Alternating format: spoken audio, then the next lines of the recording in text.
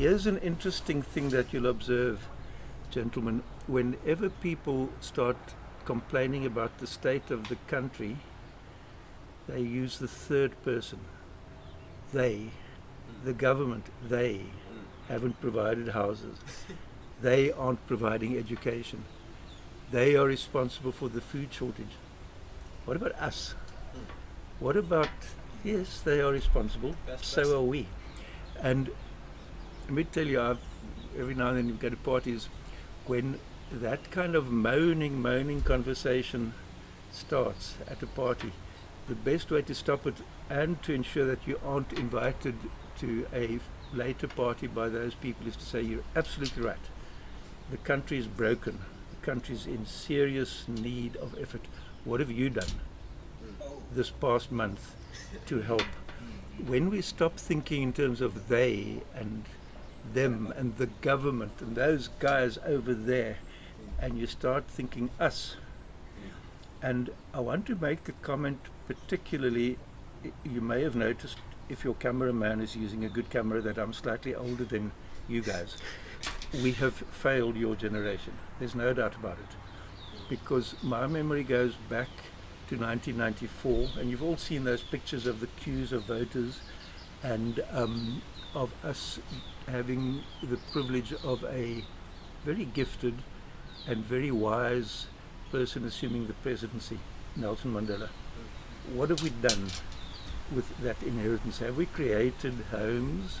Have we created employment?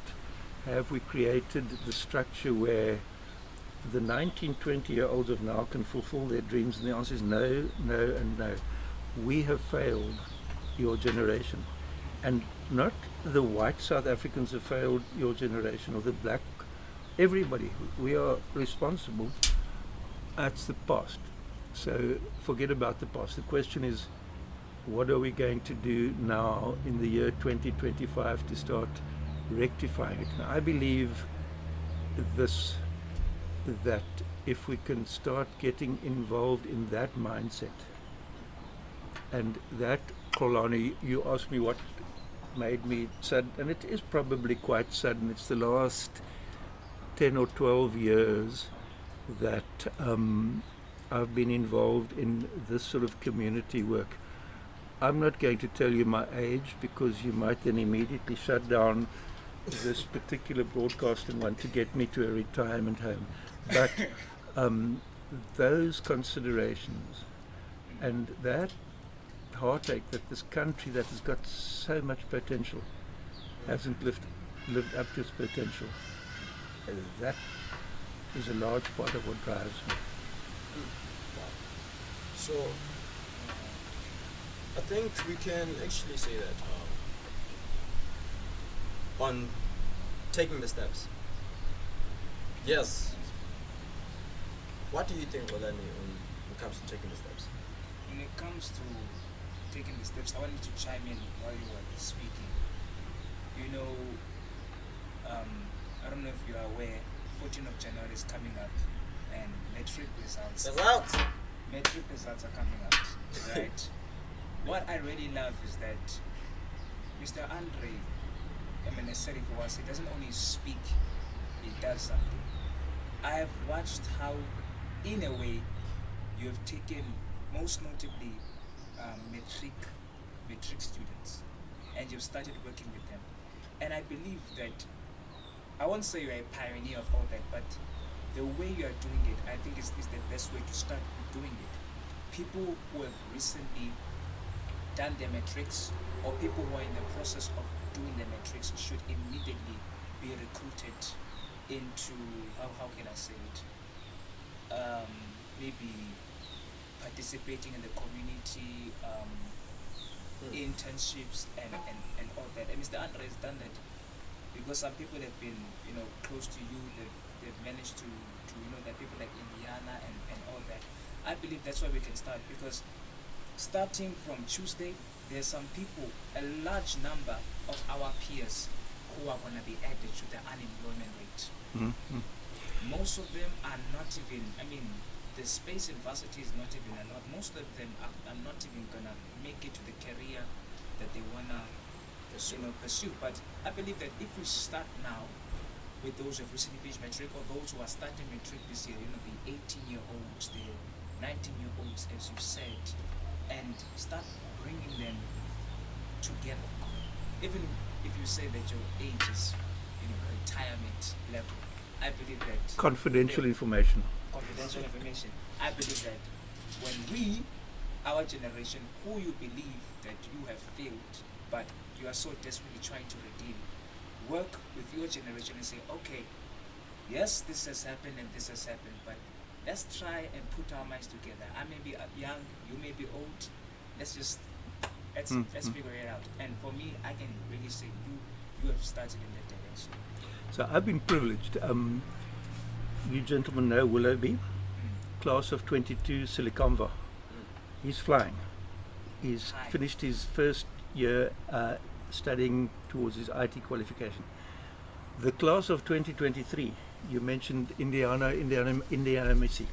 Wellington. He's studying in Poland now, as we speak. A kid from Silicon is gone and studied there. 3 of that class that I know of are going to be doing law next year. 3 others are doing IT. One is running a modeling agency here in Hout Bay, and so on. Now, the question to both of you is, and my challenge to you, come and prove that the class of 24 is better than the class of 23. You've got a very, very high standard to meet, and I have been privileged to meet some exceptional people from those classes. But I want to also maybe mention part of the recipe. We were talking about steps and I was a bit vague. The steps that are going to work are doing things together. After this interview, the 3 of us know each other better. We'll bump into each other at the mall in a month's time and I'll say to you, how's the podcast going? And so on. Because we have done this together, we will know each other, or we've gotten to know each other a little bit better. I was unaware of the 2 of you, your exuberance, before I saw your opening of this particular podcast. But, so do things together. Gresham and I have discussed 2 things.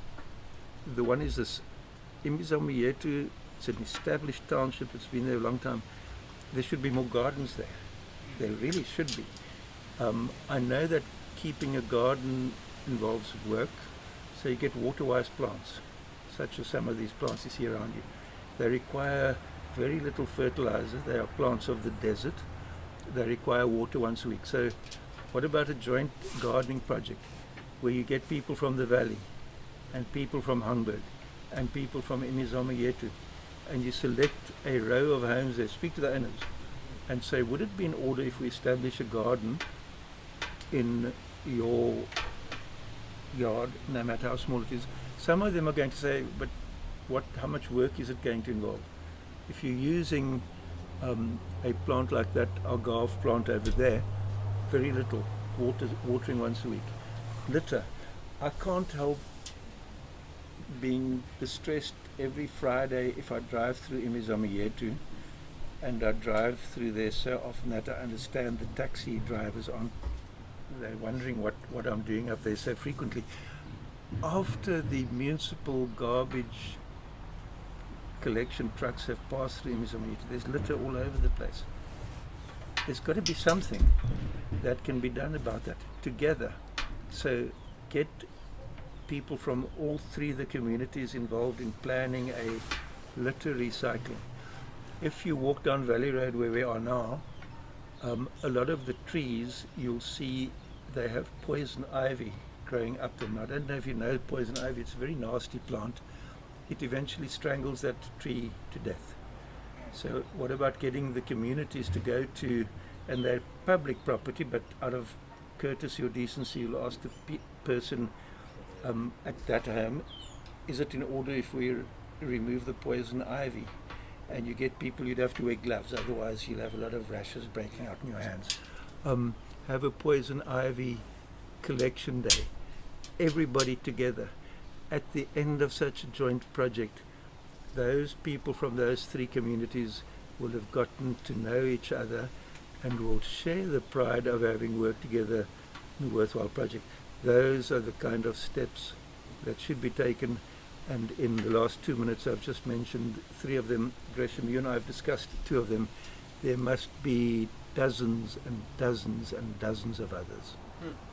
So there are actually many things that we can do to unite Hout Bay. Now I said unite Hout Bay. I'm talking about the 3 communities, and this is one of the projects that we can start. So now what we need to do, Hout Bay, is to get up of our beds, up of our seats, and do something. Do not sit down and complain and say, when is help coming? You need to stand up. That idea that you have, you need to do something. Do not refuse to sit down. Yes, you've just finished your matric. Now you're gonna go make a CV and send it in and expect a job while sitting down. I believe there's something that you can do while you wait. Volunteering. And such projects like this, we're gonna be studying them in this year, 2025. So if you're located in Hout Bay, and I mean wherever in Hout Bay, we would want to invite you to be part of such project. I believe in life we're all made to make a difference and to make an impact. And it starts with you standing up and taking that first step.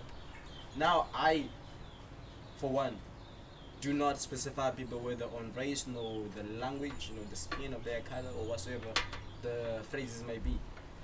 But I believe each and everyone has the ability to make a difference. You cannot sitting down and judging one another and say this did this, that. Listen, you cannot dwell in the past while trying to create a future. So I need us, Hout Bay.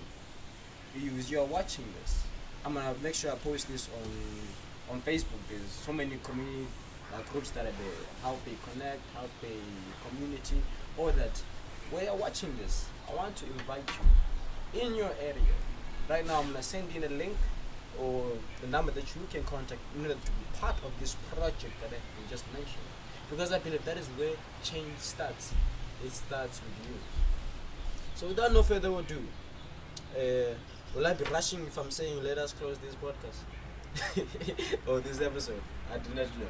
But if you want to keep on watching more, just stay tuned and subscribe.